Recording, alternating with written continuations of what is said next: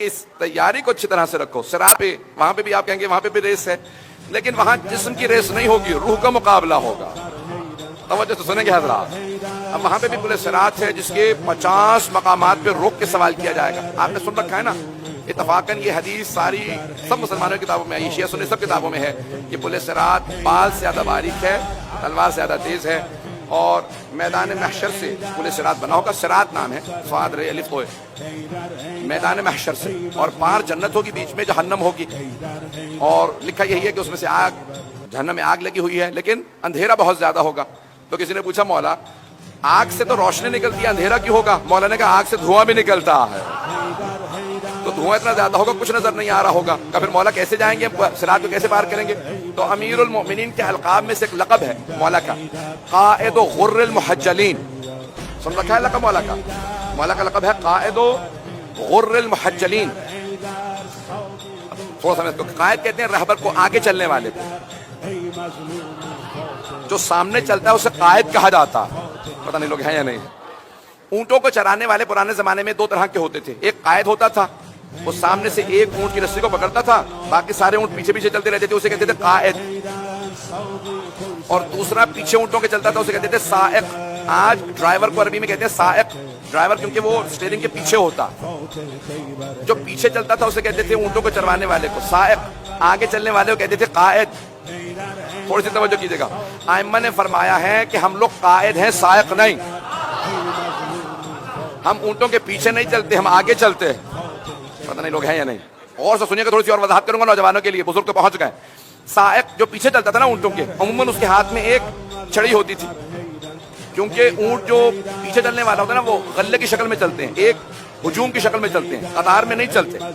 اور پیچھے چلنے والا جیسے کہ اونٹ باہر نکلتا ہے مارتا ہوا واپس لے کے آتا. پتہ نہیں لوگ ہیں یا نہیں. وہ مارتا ہوا اونٹوں کو واپس لاتا ہے، گلے میں چلو بس باہر نہیں نکلنا، اسی ساتھ ساتھ سب کے سب ایک ساتھ چلو، تو مارتا ہوا واپس لے کے آتا ہے. میں نے کہا خبردار، ہم سائق نہیں ہیں.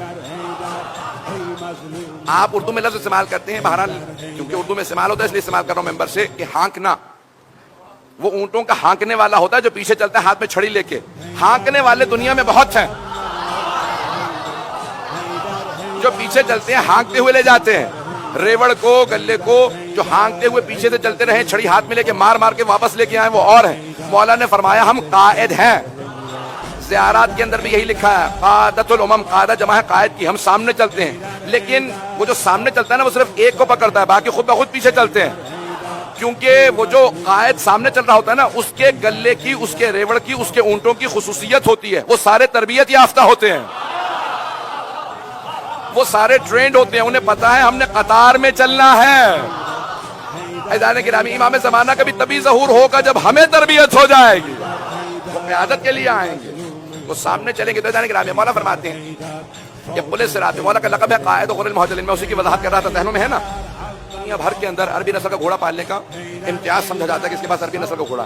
عربی نسل کے گھوڑے عموماً جو بہت بھورے رنگ کے، براؤن کلر کا گھوڑا یا سیاہ رنگ کا گھوڑا، بہت ڈارک رنگ کا گھوڑا، اور اس کی پیشانی پہ ایک سفید رنگ کا نشان بنا ہوتا تھا.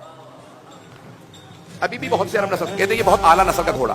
پورا جسم اس کا یا سیاہ ہو یا براؤن ہو یا بھورا، اور پیشانی پہ ایک سفید رنگ کا نشان. اس سفید نشان کو بہت اعلیٰ مانا جاتا ہے، اسے کہتے ہیں غرہ، کیونکہ پیشانی پہ اسے کہتے ہیں غرہ، چمکتا ہوا نشان، سفید نشان. پورا بدن اس گھوڑے کا جو ہے وہ سیاہ ہو یا بھورا ہو اور سفید نشان ہو، اس نشان کو غرہ کہا جاتا ہے. محجل کہتے ہیں چمکتی ہوئی چیز کو. مولا کا لقب ہے قائد غر المحجلین. ان کے قائد و امام جن کی پیشانیاں چمک رہی ہوں گی. میں طاہرین سے علماء نے لکھا اپنی کتابوں کے اندر، یہ چمکتی ہوئی پیشانیاں کیوں کہا گیا؟ کہ دو وجہ سے. سجدے کرنے والوں کی پیشانیاں چمکتی ہیں، اور اس لیے میت کی پیشانی پہ خاک شفا مل دی جاتی ہے کہ جب وہ مرنے کے بعد دوبارہ اٹھایا جائے تو اس کی پیشانی سے نور نکل رہا ہو. تو مولا کا لقب ہے قائد غر المحجلین. تو چھٹے امام سے پوچھا مولا یہ لقب کیوں ہے؟ کہ صراط کے اوپر صرف وہی جنت کے پار جائے گا جس کے پاس علی کی ولایت ہو اور پیشانی چمک رہی ہو. اب 50 مقامات پہ روک کے سوال کیا جائے گا. روایت کو سن لیجیے گا، الانوار النجف، اس کے اندر یہ تفسیر انوار النجف کے اندر مرحوم حسین بخش صاحب نے لکھی ہے، 14 جلدوں پہ تفسیر ہے. ظاہراً اس کی جلد نمبر 7 میں یہ روایت موجود ہے. سننا چاہیں گے تمام حضرات؟ تو کہا پولیس صراط بہت پرانی، پار کرنے کے بعد جنت ہے. کہا وہاں پہ کچھ افراد بہت تیز رفتار سے اسے پار کر لیں گے. سننا چاہیں گے نا روایت؟ کچھ افراد بہت تیز رفتار، جیسے برق، بجلی کڑکتی ہے، کتنی تیز کڑکتی ہے، میلوں سفر کرتی ہے لیکن چند سیکنڈ کے اندر. تو کچھ اتنی تیز رفتار سے پورے صراط کو پار کریں گے کہ یہاں پہ مولا کہیں گے جاؤ، اور دیکھا جائے گا کہ وہاں پہنچ گئے. جیسے جناب سلمان، جیسے جناب ابو ذر، جیسے جناب مالک اشتر، یہ بہت تیز رفتار سے. کچھ مولا فرماتے ہیں کہ تیز رفتار گھوڑے کی طرح سے دوڑتے ہوئے پار کریں گے. کچھ انسانوں کے تیز رفتار سے، کچھ چلتے ہوئے، کچھ بیچارے بیلنس کرتے ہوئے، اور کچھ گری جائیں گے. اور مولا کھڑے ہوں گے صراط کے ایک پار، صرف چہرہ دیکھ کے کہا کریں گے جہنم سے، ھذا لی وھذا لک، اے جہنم یہ میرا ہے. چہرہ دیکھ کے صرف مولا کہیں گے جہنم سے، اے جہنم یہ میرا ہے، اسے چھونا مت. اور کسی کا چہرہ دیکھ کے کہیں گے یہ تیرا ہے، اسے چھوڑنا مت.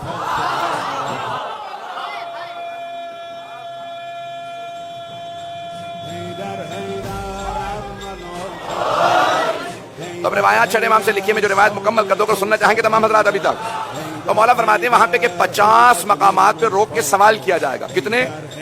50 مقامات پہ رک جاؤ، ایک سوال ہے، جواب دیا تو کہاں آگے بڑھ سکتے ہو، اور اگر جواب غلط ہوا تو وہیں سے فرشتے دھکا دے دیں گے، وہیں سے پورے صراط سے دھکا دیں گے، نیچے جہنم ہی ہے، پھر اور کچھ بھی نہیں، جہنم فوراً اس کو آ لے گی. جانے کے مولا فرماتے ہیں 50 مقامات پہ تیزی سے انسان چلتا چلا جائے گا.